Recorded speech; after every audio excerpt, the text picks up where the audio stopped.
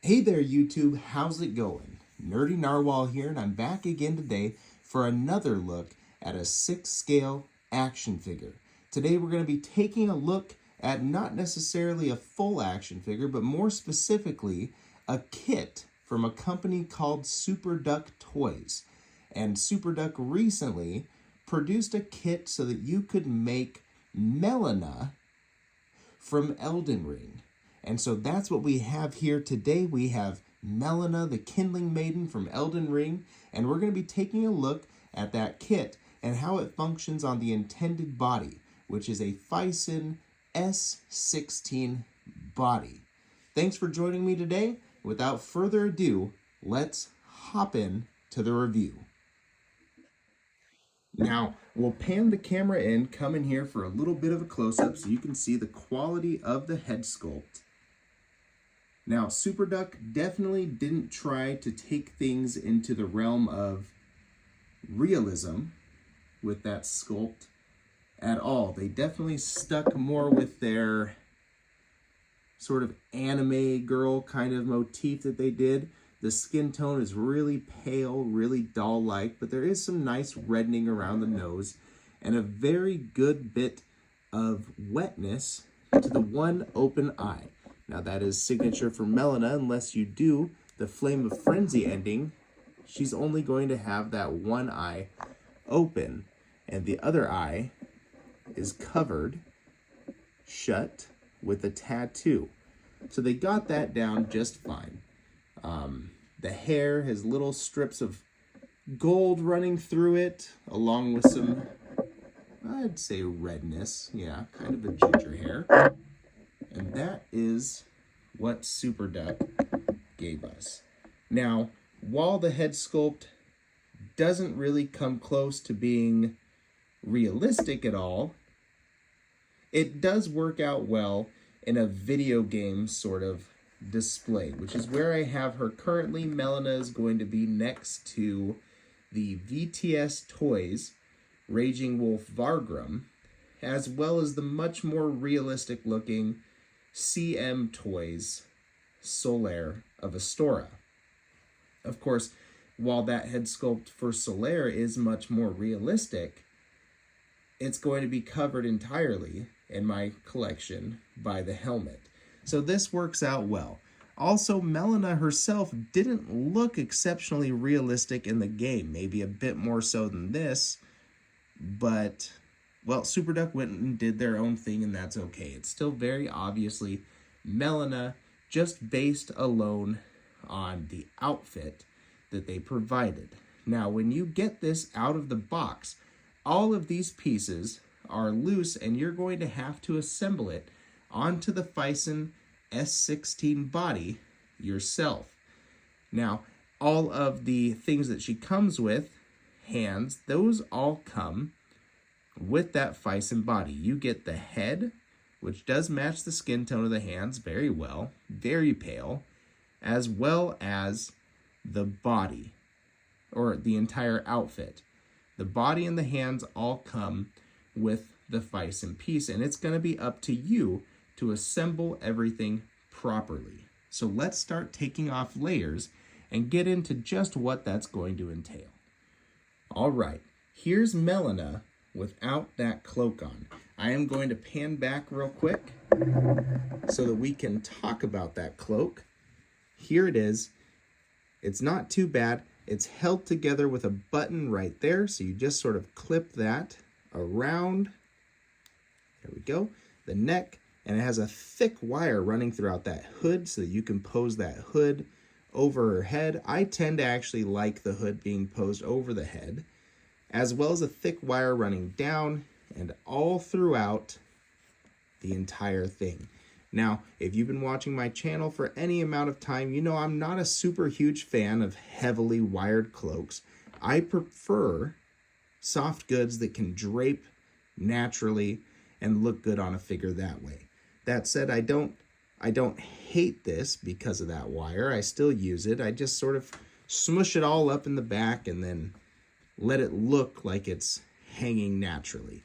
What I do like is that wire here in the hood. It's actually very easy to wrap that around the head sculpt and look like the hood is hanging pretty naturally on the figure's face.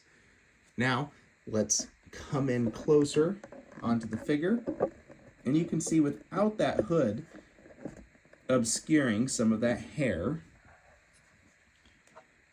you do get a it's much more onto the doll side of the spectrum.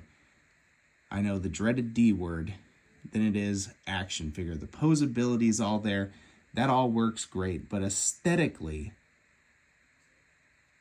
it's just much softer, much prettier than just about anything else in my collection. That doesn't bother me too much. Again, it's still Elden Ring. It's still Melina. It's awesome. The outfit looks great, and she still has a place in my collection. It's just very, very different than what I am used to. Let's talk real quick about the one accessory she comes with. You can see that I did wrap that handle in athletic tape so that the hand can hold it better. That is the Blade of Calling, which is actually the weapon that Melina will use in the game. I believe Zuli the Witch did some sort of hacking thing to actually fight Melina in the game, and she did use that Blade of Calling to great effect. It was pretty cool. And also there's one fight where you can summon Melina to help you, and she will be using that Blade of Calling. It's always nice to give your figures something stabby on the shelves, so I definitely have her displayed with that Blade of Calling at all times. I am going to take it out of the hand, though, so that we can talk a bit more about that outfit and all the pieces that it comes with. It comes with this hood here. There is this one-piece skirt and shirt, which will run underneath. This overlayer, this robe here. On the arms, you get these nice leather vambraces, these greaves, these wraps, whatever they might be. And on the feet, you have the boots. So ultimately, it's not too hard, it's not too involved to put this thing together. There is a couple of little things, and you will actually see some slight staining on the outfit there. That's where I did mess up a little bit, because these ropes actually wrap around those little tiny buttons and then pull tight all throughout the front of this figure here. I'm never going to use this S16 body for anything other than having Melina on the shelf. So what I did was I went in there, especially after one of these buttons popped off, because it is really challenging to get those little tiny strings to wrap around there. I went in and I applied just little dabs of super glue down this side and then down this side as well, to ensure that those buttons didn't break, that the ropes never came off, and I did have a little bit of overspilling. I'll probably go back through and blend that in by weathering this entire outfit at some point, but I haven't done it yet.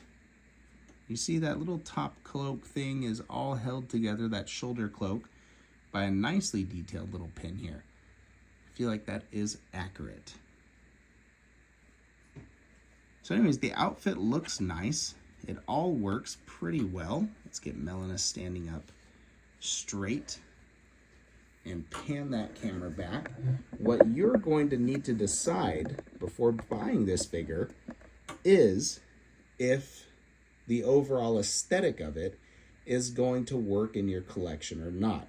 It's Melina, it's the Kindling Maiden, pretty cool, pretty essential character to the game. She saves you from being completely maidenless, but is that doll-like aesthetic going to be for you? I already explained it works out fine for me. She's on the shelf with a bunch of masked characters, and I usually have the hood on.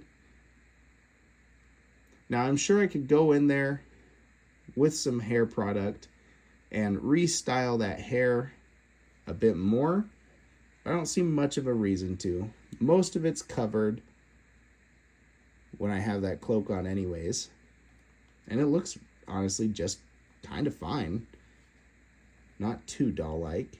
And I do like that they added multiple colors throughout it. We can go into articulation again now also, because this is on a Phison body and they are supremely well articulated, especially with an outfit like this that isn't going to hinder things. So let's go into articulation again real quick. That head is going to be able to go all the way down to there.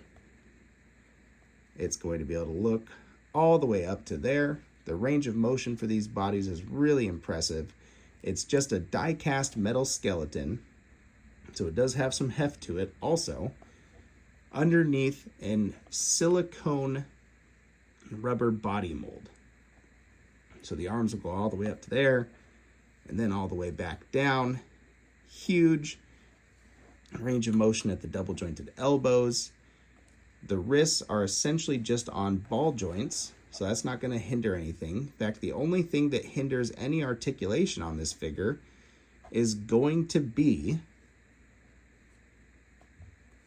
these pieces right here on the arms, as well as on the legs. Those fit on the figure tightly. There we go. Let's get that off to the side there. And you can see they boots, they just zip up there. So when you want to articulate the legs, it's going to push that zipper down a little bit.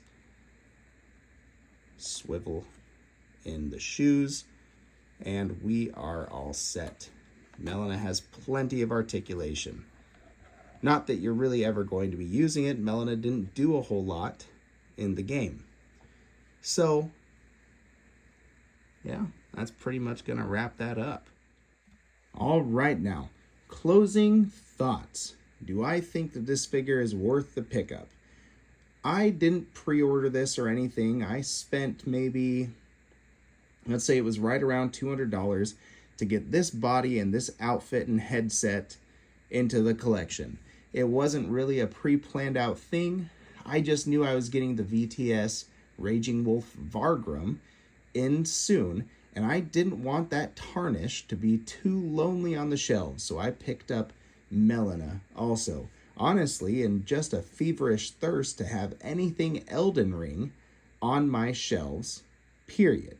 So I'm quite happy with the pickup for that price, and I don't think that's the best price you could honestly get it for either. I'm sure if you did a little bit of hunting on websites other than eBay, where I picked this complete setup from just for convenience, you can find the Superduck set probably quite a bit cheaper.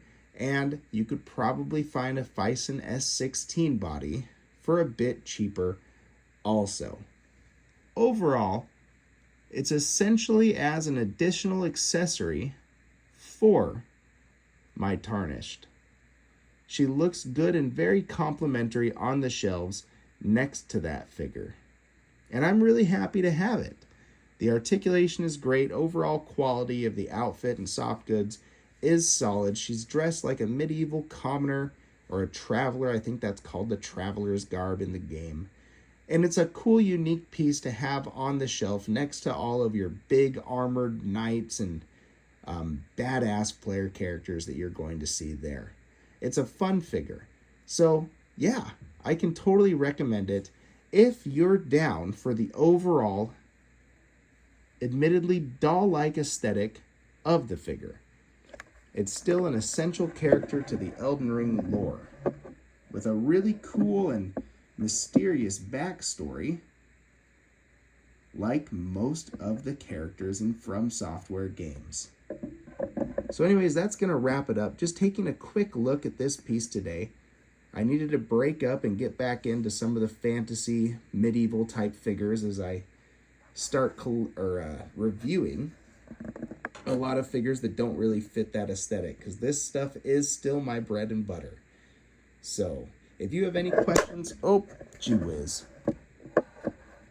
if you have any questions, or if there's anything that I didn't take a look at on the figure that you absolutely need to know about, please hit me up in the comments. I can do a short or just answer your question there if needs be. This background piece right here, if you were wondering, it's a cool little piece. I actually use it for my 1/12 scale displays for Mythic Legions. I just found that at a Goodwill.